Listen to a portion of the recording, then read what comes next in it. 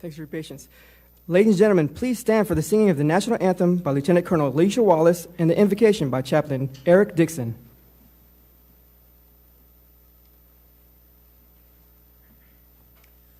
Oh, say, can you see by the dawn's early light what so proudly we hailed at the twilight's last gleaming, whose broad stripes and bright stars through the perilous fight o'er the ramparts we watched were so gallantly streaming, and the rockets' red glare, the bombs bursting in air, gave proof through the night that our flag was still there.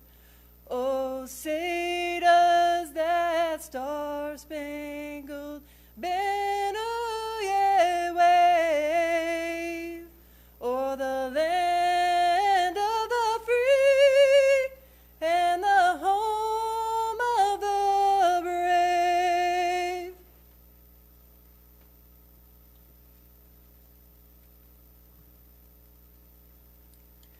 I invite you to lift your hearts with me. God of new beginnings, even in the midst of endings, thank you for this day, an occasion to celebrate your generosity in the lives of all those present. Thank you for the hard work and determination of the officers here over the past 5 months to get to this day of graduation.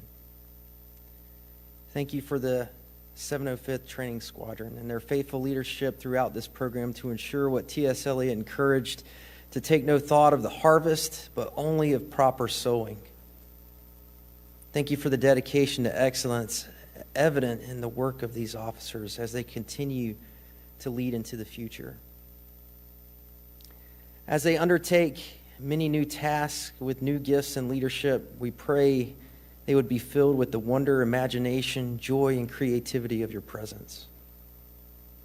In the times they may be overwhelmed, may they recall the promise of your presence, even in the darkest valleys, casting out fear. May they forever experience and be ever mindful of your goodness and love following them all the days of their lives. In your holy presence we pray. Amen.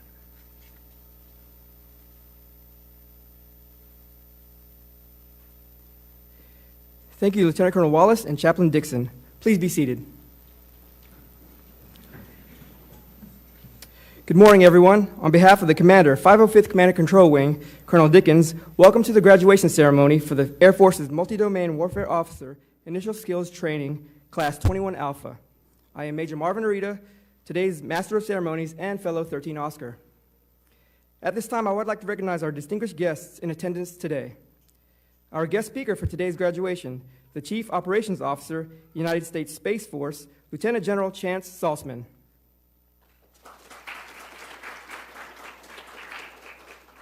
Our presiding official, the Commander, 505th Command and Control Wing, Colonel Richard Dickens. The Vice Commander, 505th Command and Control Wing, Colonel Carl Weinbrecht.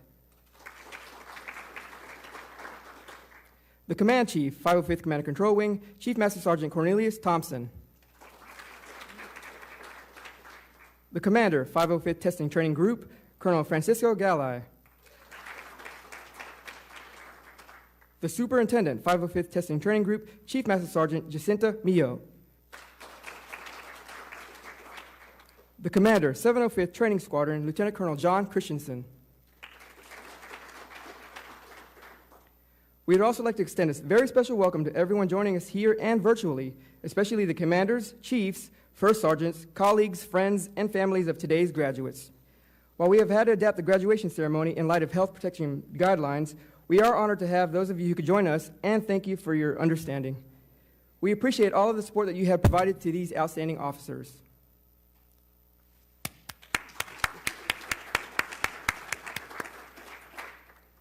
Today's graduation celebrates the 4th class of the United States Air Force's newest career field, multi-domain warfare officers, also known as 13 Oscars. In line with the Chief of the Staff of the Air Force's vision, this course was created to develop the Air Force's operational level command and control experts, responsible for integrating joint and coalition operations across multiple domains. 13 Oscars will be the recognized experts in planning and executing joint all-domain operations. Furthermore, 13 Oscars will understand and lead the application of joint all-domain command and control at the operational level of war. On January 4, 2021, 15 officers from across the globe arrived at Hurlburt Field to start their journey. They have worked tirelessly over the past 20 weeks, learning and honing their operational planning skills. In addition to tackling a challenging training program, they have also had to face and overcome the unprecedented challenges presented by the ongoing COVID-19 global pandemic. Included in this class are 4 graduates of the 13 Oscar Multi-Domain Warfare Officer Instructor Upgrade Training class. These 4 students are part of the inaugural class. These students were selected based on their experience and their performance as multi-domain warfare officers in United States Air Operations Centers throughout the world. May these students rise and be recognized.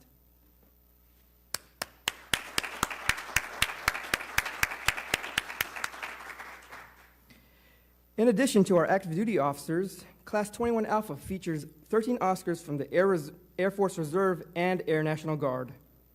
We continue to work with our joint, coalition, and total force partners to expand the reach and impact of 13 Oscars out in the field. Today, we graduate and present 15 resilient multi-domain warfighters to America's air, space, and cyber operations centers, as well as their supporting air operations groups. At this time, please join me in welcoming the commander of 505th Testing Training Group, Colonel Francisco Galli, to address the graduates.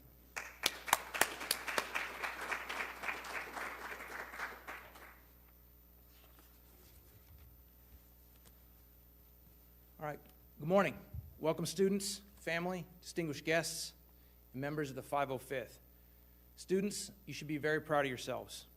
I know you're ready to graduate, so I'll keep my comments short. But first, this is my traditional charge to Class 21 Alpha. The skills you've acquired here are the ones used by many planners throughout our history.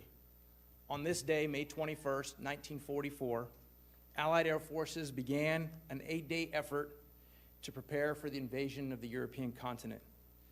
To ensure its success, planners just like you began planning and executing Operation Chattanooga Choo-Choo. Operation Chattanooga Choo-Choo was the Allied effort against German railway targets. It was a massive effort that on the first day utilized 763 Allied Expeditionary Air Force fighter bombers and 500 8th Army Air Force's fighter bombers to attack German logistics capability, slow German troop movement to the Channel, disrupted German communications, and contributed to the landing deception plan.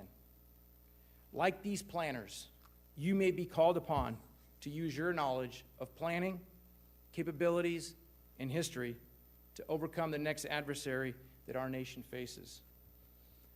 Class 21 Alpha, you're the 4th cadre of Air Force officers to complete the 13 Oscar Initial Skills Training course. You join a cadre that's now over 100 strong. And despite 2 years on, the demand from the field is high, and you're still trailblazers. Therefore, all eyes will continue to be upon you at your new assignment, so no pressure. 13 Oscars have become better known, and the demand is growing for your expertise. The result is from what previous classes have done and what they've brought to their commands. After today, you join that cadre, that group, and your actions set the tone. When you arrived, I spoke to you on the first day of class about what this course was about and the things that we're getting at. The ability to plan and incorporate multi-domain capabilities across all classification levels, to understand operational art and design, and to be big thinkers. You'll be the lead planners for your warfighting headquarters. So as the 4th class, you continue to be builders of this career field. Where it goes, its impact to the Air Force, its impact to the Joint Force, and to you personally is wrapped up in your individual actions. Be humble, approachable, lead, and provide your commanders with well-thought-out plans, and then execute them violently and with vigor. I know that you will do fantastic. Class 21 Alpha, well done. In closing, I want to thank all the professionals inside and outside the 505th that made this course happen and culminates in today's graduation ceremony. Again, congratulations and thank you.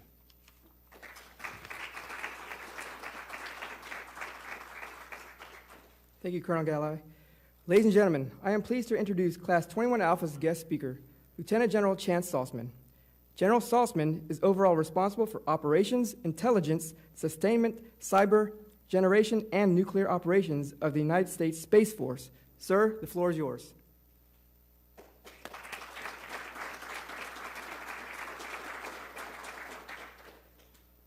Oh, what an honor to be here. Can you hear me okay? All right. So a couple of caveats here first. Is I usually don't carry these note cards around. I got some really good advice. They said, "Are you excited about going to talk to the multi-domain warfare officers?" I said, I couldn't be more excited. I mean, this is monumental for me. This is monumental for them, and I'm extremely excited. And they said, "Then write something down, or you're going to talk for like an hour and a half."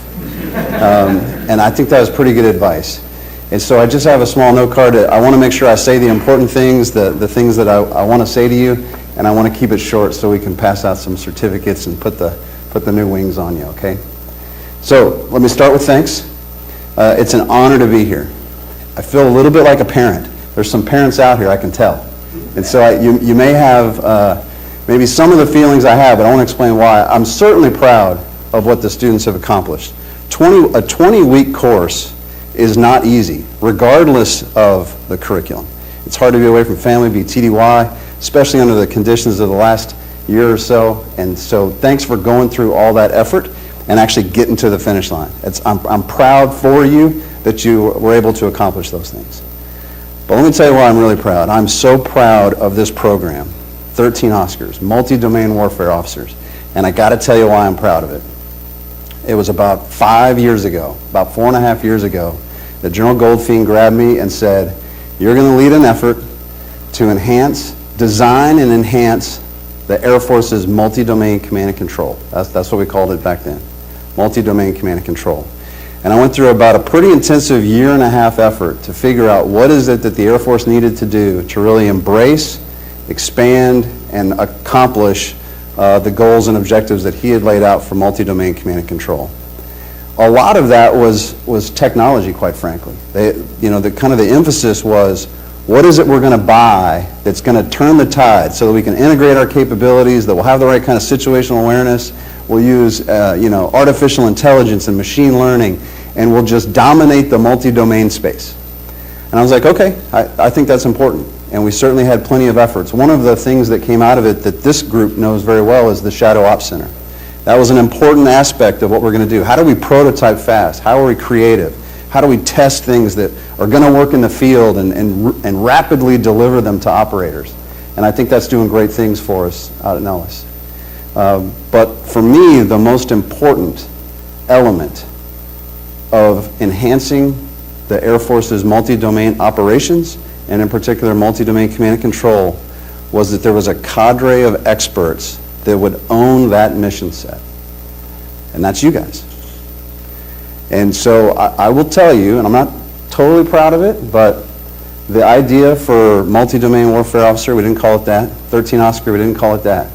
But we had this idea that we needed operational level C2 experts that were multi-domain experts.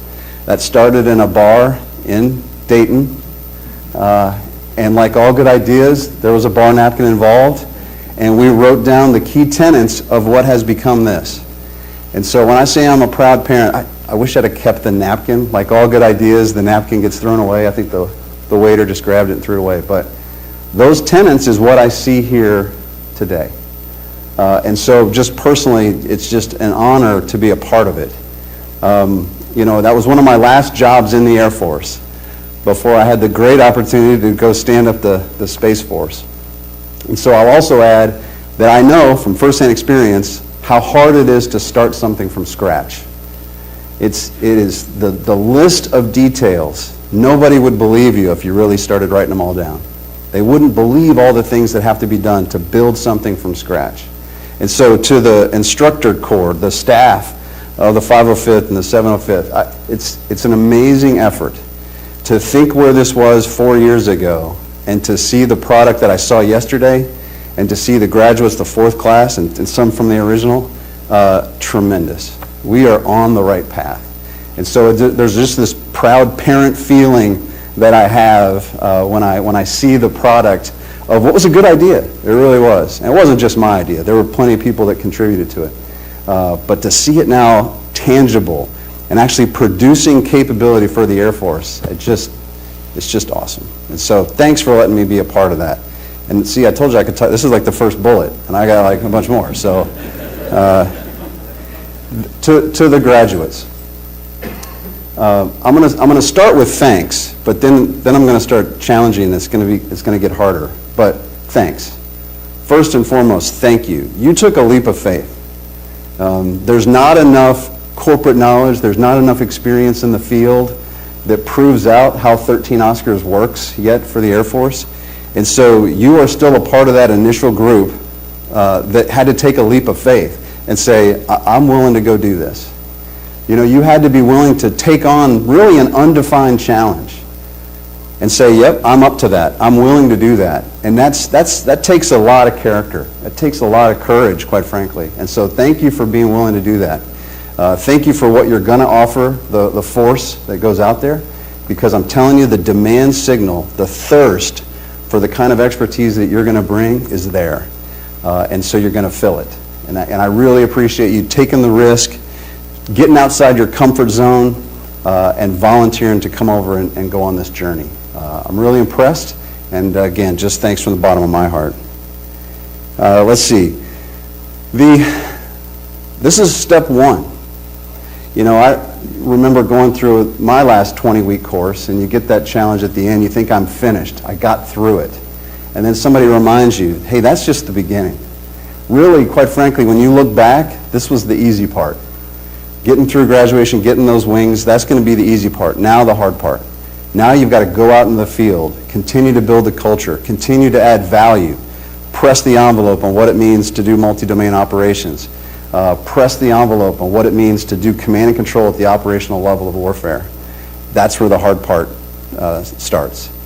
And your successes, your failures, and there will be failures, but your recoveries from those failures, the lessons that you learn along the way, and you're going to document them, and then you're going to teach them to everybody else that's behind you, all of those things, those actions, those activities, those are the building blocks of the foundation of joint all-domain command and control and operational level command and control for the Air Force. And General Galloway said it, it's no pressure, but you got to come through, because you are that cadre of people that we're expecting to build that foundation. And so with that, let me just say I've got a simple charge for you. You already heard one charge, which I thought was great. I'm going to keep it simple. It's 4 things I want you to think about when you're out there in the field, okay? And number 1, never stop learning. And I know we've heard that. You've probably been in multiple PME classes and training courses where they say the value of learning, but let me put a little spin on it. 30 plus years now, a big chunk of my career has been spent in the C2 environment. C2 is incredibly complex. It is incredibly nuanced, and it encompasses, this is not really an overstatement, it encompasses everything we do as a military service to provide options for our senior leadership. Command and control does all of that. It's incredibly difficult to get right. If you stop learning and you think, hey, I graduated from my 13-0 course, I got the C2 thing down, you're going to be good for about a week and a half, and then your skills are going to start to slip, and the operational context is going to move past you. Stay engaged, keep learning, keep asking hard questions, test assumptions. The learning process has got to be alive. You have to be curious, professionally curious, and really take that on, because the changes, the pace of change, it's going to be challenging to keep up. But I need you to. I need you to be those experts that keep making C2 crystal clear in your minds, so you can make it clear in guys like me's mind who don't have time to spend on the nuances like you do. Okay? Number 2, Be a trusted advisor. And let me tell you what I think that means. Anybody can give advice. Anybody can give advice. The question is the person you're advising going to listen to you? And that's why that modifier of being a trusted advisor is so important. And it starts with competence and credibility. You guys have all heard that before. Reference charge number 1. Don't stop learning. Be as credible as you possibly can. Be that expert. That shines through when senior leaders are listening, looking for advice. That credibility and that competence shines through. Don't forget that. But then the second piece is the way you deliver the message, the way you go about building your processes and your products. If it's collaborative, if it's humble, if it's in the spirit of teamwork, that shines through as well. And so, again, you have incredibly difficult jobs, and if you think you can do it by yourself, you're wrong. You are going to have to reach out to your peer group, 13Os, and to everybody else who has something to contribute, and almost everybody does. So collaborate, be humble, bring all of that together, and then in a very competent, credible fashion, deliver the message that needs to be heard, not the one the leader wants to hear. That's your job. And when you do those 3 things, that makes you a trusted advisor, and they'll come back to you over and over and over again. You'll add value to the unit. Okay? Third, enhance processes, not just products. All right, let that sink in. We deal with products so often. It's a PowerPoint brief, it's a point paper, it's a talking paper, it's a stand and deliver step brief. Those are products. And we have to make those solid, right? Because that ultimately is going to have legs and carry on through our operations. But do not forget that I believe where you really add value is when you enhance the processes that build the products. The products come and go. The processes are the gift that keep on giving. And so don't forget to go back and make the processes for multi-domain warfare and operational level C2 better and better and better. That's where you're really going to add value as a cohort of experts in 13 Oscar. All right? And then lastly, don't husband your knowledge. Don't guard your knowledge and your expertise. Share it with anybody and everybody that will listen. Train, educate, mentor, because there is way too much C2 work for the small group of people that we're going to call 13 Oscars. You have to build other kinds of experts. You have to expand your Rolodex for who to call that will understand your problem and can contribute back to you. Share, train, educate, mentor. Find somebody that you think would be a good 13 Oscar and make them want to be a 13 Oscar, That's going to be an important piece of it. And sharing your expertise is what's going to offer that. That's how we grow that collective corporate knowledge about operational C2 and multi-domain warfare in a way that's going to really help the Air Force. All right? So it's simple. 4 things. I'm going to go through them again because repetition is the key to understanding, right? Never stop learning. I mean it. As soon as you think you know everything, you're done. Be a trusted advisor and know what those words mean. Trusted and advice, not just the advice. Enhance processes, not products, and share your expertise. Okay? And here's my final offer to you. And I mean this from the bottom of my heart because 13Os mean a lot to me. When you need help, you call me directly or you send me an email. I probably won't answer your phone calls. It's just the way the Pentagon kind of works. But I will see your emails. And you simply say, this is my name, this is the 13O class I was in, and this is the help I need, or this is the question I have. Send me an email. I'm here to help. And if I don't know the answer, I'll farm it out. I got a decent-sized staff now that'll help me help you. This is a team sport, and I'm here to say I'm a part of this team, and I want to help you however I can, okay? So about a little over a year ago, I was asked to leave the Air Force, leave the command and control kind of thought processes, and join the Space Force. But, in my heart of hearts, I'll always be a 13 Oscar. And so I really am honored to be here. I'm excited for you guys. I'm excited and thankful for what you're going to do. And I'm here to help. Please don't hesitate to call when I can. Thank you all and congratulations. Thank you, General Saltzman. Class 21 Alpha, the time is finally here. Graduates, prepare for graduation.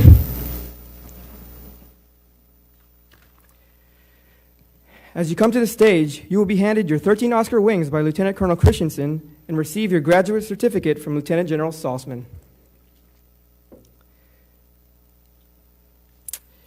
Captain Kimberly Battle Britton, returning to the 601st Air Operations Center, Tyndall Air Force Base, Florida.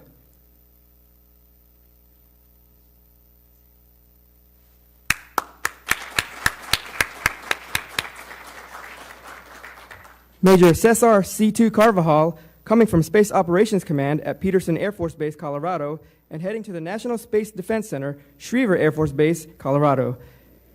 Major Carvajal is also a distinguished graduate whose achievements place him in the top 10% of the class.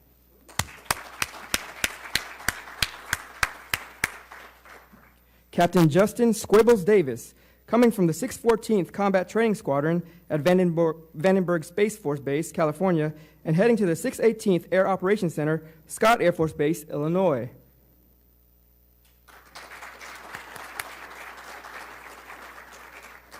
Captain Melanie Animal Engel, coming from the United States Air Force Special Operations School at Hurlburt Field, Florida, and heading to the 603rd Air Operations Center, Ramstein Air Base, Germany.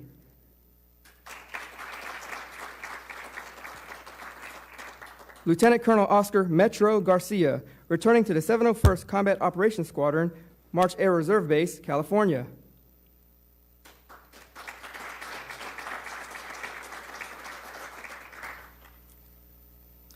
Major Benjamin Narco Griffith, from the 552nd Operations Support Squadron at Tinker Air Force Base, Oklahoma, and heading to the 705th Training Squadron, Hurlburt Field, Florida.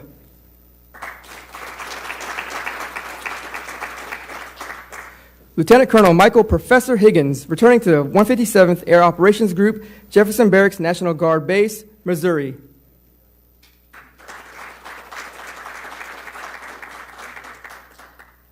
Lieutenant Colonel Ian Mick Holt, from Combined Space Operations Center at Vandenberg Space Force Base, California, and heading to the 613th Air Operations Center, Joint Base Pearl Harbor Hickam, Hawaii. Major Melissa Bullet Lee, returning to the 201st Combat Operations Squadron, Joint Base Pearl Harbor Hickam, Hawaii.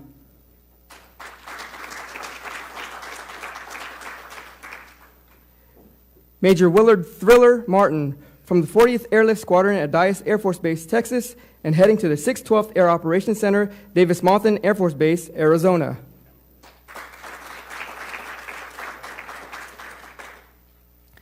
Major Joshua Oscar May, returning to the 701st Combat Operations Squadron, March Air Reserve Base, California.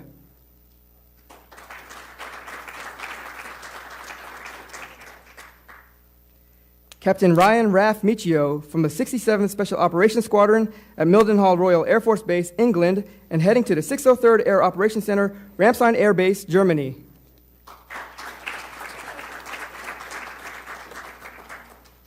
Captain Cameron Toto Smith, coming from System Integration and Engineering Office, National Reconnaissance Office at Las Cruces, New Mexico, and heading to the 608th Air Operations Center, Barksdale Air Force Base, Louisiana.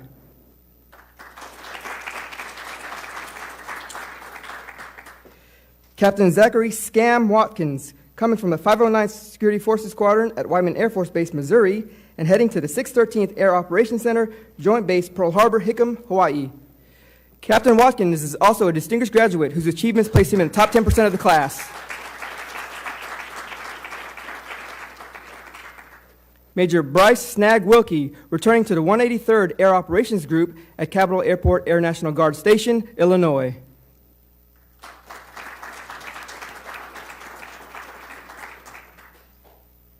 Congratulations to the United States Air Force's newest multi-domain warfare officers.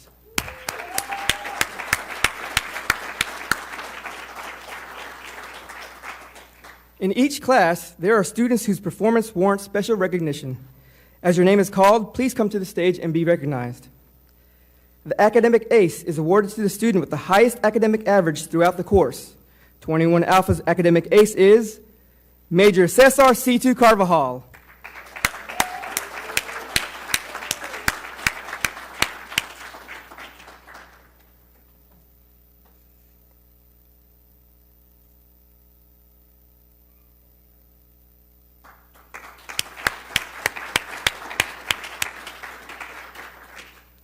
Finally, our Odysseus Leadership Award is based not only on academic performance, but also considers excellence in leadership, followership, and overall contributions throughout the entire course. This officer will undoubtedly continue to set the bar high for 13 Oscars to follow. The Odysseus Leadership Award winner for 21 Alpha is Captain Zachary Scam Watkins.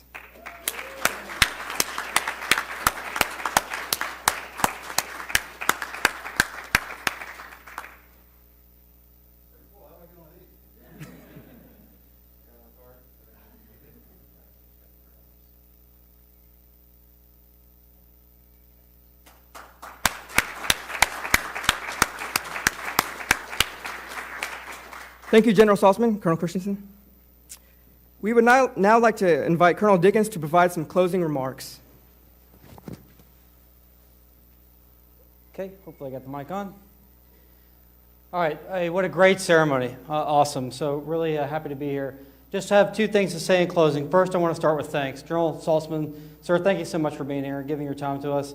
We really appreciate the continued support of the 505th and your passion and advocacy for the 13 Oscar program like a proud parent. So we really appreciate it. I also want to thank the staff and instructors that helped transition the students into graduates. A lot of work goes into the course, not just to put it on, but to make it better every time we do it, so I really appreciate it. I want to say thanks to the family and friends that have supported the students who are now graduates, those that are here as well as those that are watching us online. Really appreciate all the support you've given to them as they've gone through this program.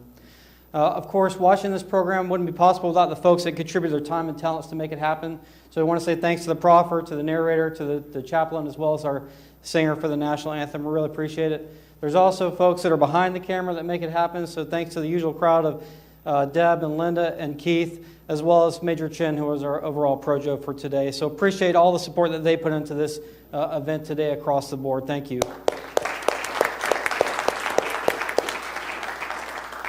And lastly, I'll just say congratulations. Congrats to the graduates. You've worked hard, you've worked smart, you've worked together, and I can't wait to see where you take the Air Force and Operation Level C2 in the future. And so appreciate it, and everyone hopefully have a great weekend after this. Thanks. Thank you, Colonel Dickens. Graduates, please come forward for a class photo. Ladies and gentlemen, this concludes today's graduation ceremony. Thank you for joining us today, and congratulations once again to all of our new 13 Oscar graduates.